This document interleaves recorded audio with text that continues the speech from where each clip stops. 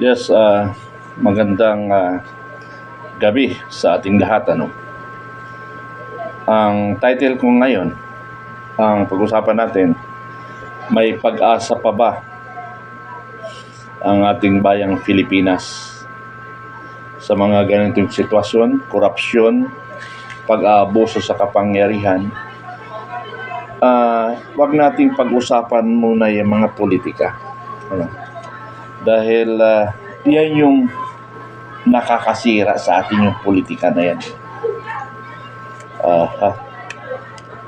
Mali pala yung salamin na nagamit ko.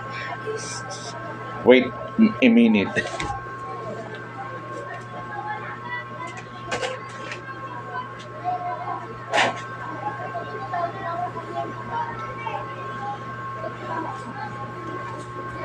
Sorry, wala akong mautusan.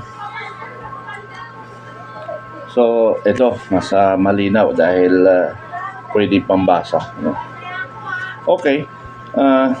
Ang usapin kasi natin dito, mga kababayan, ay hindi politika kung hindi ang bayan natin ang titingnan natin kung may pag-asa pa bang mababago natin. Kahit siguro kahit mapalitan si Pangulong Marcos, yung korupsyon nandyan pa rin. Yung pag-aabuso nandyan pa rin. So, pwede bang pag-usapan natin ano ang magagawa natin? Although hindi natin maiwasan ng politika. Pero kailangan nating magtulungan. Oy, first honor si Sorina Javalia. Good evening, Sir Mitran. Shout out po. Said hi and first to like. Okay, first to like. At saka isa pa lang nanonood yata. Ikaw pa lang yata nag-isa. Like, share, and subscribe. Good people, shout out. Nag-isa ka pa lang yata no? Like and share good people. Okay. Marami akong iniisip na para sa ating bayan. Kung mangyayari ba o hindi mangyayari. Pero kailangan natin, mga kababayan, kilos tayo, magtulungan tayo. Ako naawa ako sa bayan natin. Ngayon, dahil linalabanan kong korupsyon, pumapasok naman ng mga trolls. Ayaw nilang sagupain ko ang mga nakawan. Para sa kalaman ng lahat ng Pilipino, ako ay nagsimula ng korupsyon panahon ni Pangulong Duterte, 2020 pandemic. At yan ay pinagpatuloy ko hanggang ngayon. So, hindi ibig sabihin na pag bumira ako sa panahon lang ni Marcos, nagsimula nga ako kay Duterte. But, nung naging sundalo ako, galit ako sa mga kurap na kasamahan. Dahil ayaw ko makinabang tayo nang hindi natin pinaghihirapan. Ngayon, ang tanong ko sa inyo, mga kababayan, kaya pa ba nating mabago ang sistemang korupsyon sa Pilipinas? Kaya ba natin sagupain ang mga abusado sa gobyerno? I am talking for who is the president, who is on the government. I am talking for the whole government. Panahon man ni Magellan, panahon man ni Marcos Sr., panahon man ni Duterte, panahon man ni Bongbong Marcos, ang pinag-uusapan natin, yung bayan natin, may pag-asa pa ba? Inagtay-tayo ng babangayan. Pero take note nyo, mga kababayan, ang gulo sa Pilipinas ay politika. Pangalawa, yung komunista. Yung komunista ba ay politika? Yes. That is also considered as a politics. Now, ang mga ibang kababayan natin na pag NPA ay may violation sa batas. Wala. Ang NPA, wala silang kasalanan sa batas, ang NPA. Except terrorists. No? Ang NPA kasi na-consider terrorist, pero na-consider as a political opponent o political party.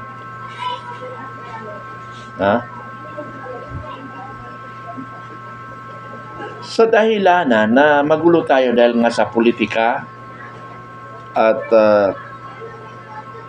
yung Communist Part of the Philippines. Alam yung mga kababayan, ang nagmamaniobra sa ating bansa, wala nang iba kung hindi Communist Party of the Philippines. Communist Party of the Philippines.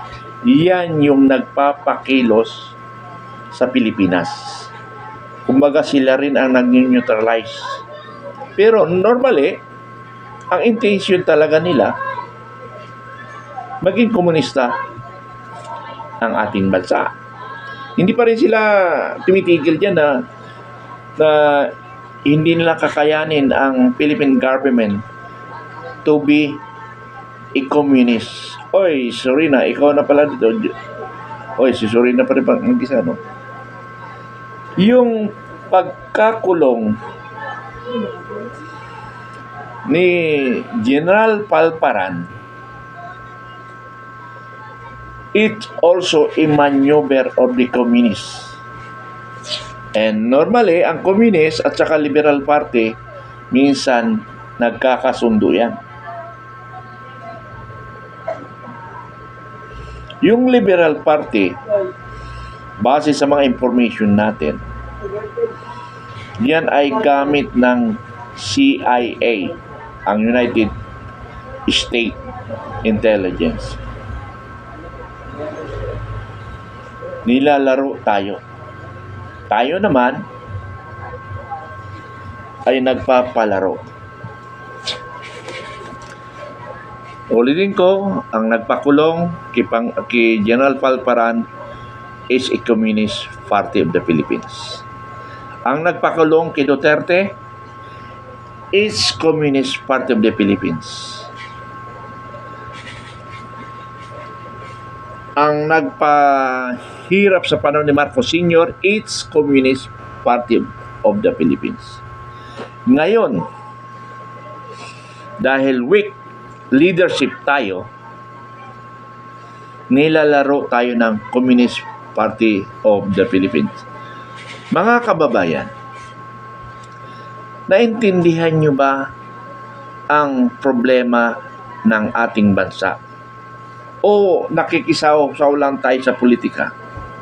Nakikisaw-saw lang tayo sa mga Duterte? Nakikisaw-saw lang tayo sa Marcos? Nakisaw-saw tayo sa mga partido, sa mga party list, sa mga komunist? Sana ang isipin natin, mga kababayan, paano natin matulungan ang bansa natin na mawala ang korupsyon, mula ang sobrang pamulitika sa bansa natin. According to my information, ang nangyari sa ating bansa, tayo na lang sa Southeast Asia ang hindi nagkaroon ng revolutionary government. Tayo na lang. Tayo na lang naiwan sa bansa natin na nag-revolt, na nagpatakbo sa bansa natin, ang what I mean, nagpapatakbo sa bansa ay revolutionary government. Tayo na lang hindi ganun. Kaya tayo na rin ang nagiging huli sa development sa Asia. Halos huli na tayo eh. Dahil mga ungas ang ating mga namumuno. Bulsa muna bago bayan. Ganun talaga tayo. Kaya nga, nanggigigil ako sa ating bansang Pilipinas at sa ating mga abusado sa gobyerno. Bakit ganito tayo? Tinatarantado tayo. Ha? Bakit tayo tinatarantado? Okay, basahin ko muna yung pa ni Adelina Calambro. General will have a fun run today. I no idea ako dyan, ano? Sandali lang. Ano yung fun run na yan? Hindi ko alam yan. Fun run today for the Marines like General Macanas almost became a 1 meter his distance. Wala akong idea dyan sa ano yan, ano? Sa fun run. Batusa. Hemuras, what's Meltran, the scoundrel back?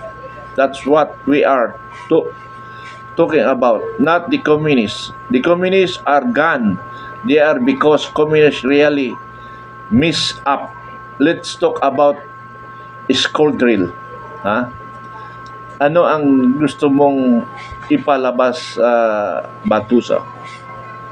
Hindi ako Meltran, Mitran. I'm Colonel Mitran.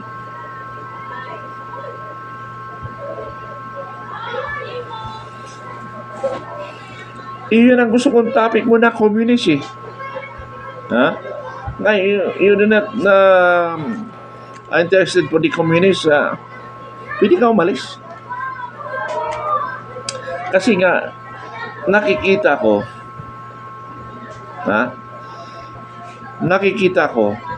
o bumanat ka sa gutisa kasi yan ang gusto mo para may influence mo ako. Okay. Ang communist ang nagpapaikot sa ating bansa. Pag sinabi ng mga magagaling, pag weak leader ang bansa natin, paglalaruan tayo ng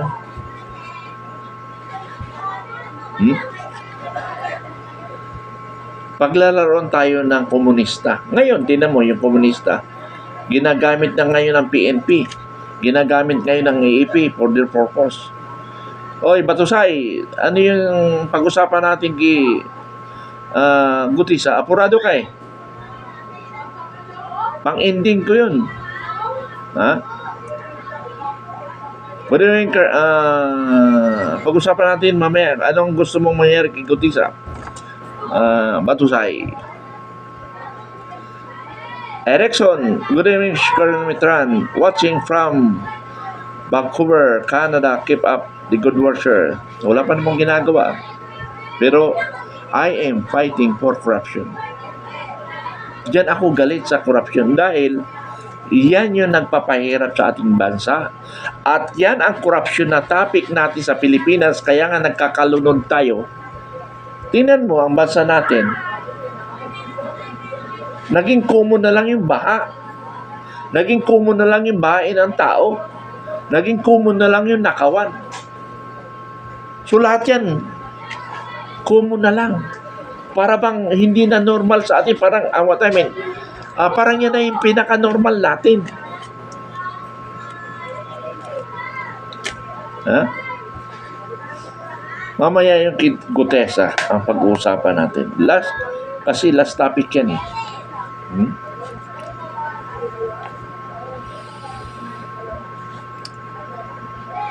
Nakakalungkot eh. Pinapaikot tayo ng komunista eh. Kawawa ang bansa natin eh, no? Pinapaikot tayo ng komunista.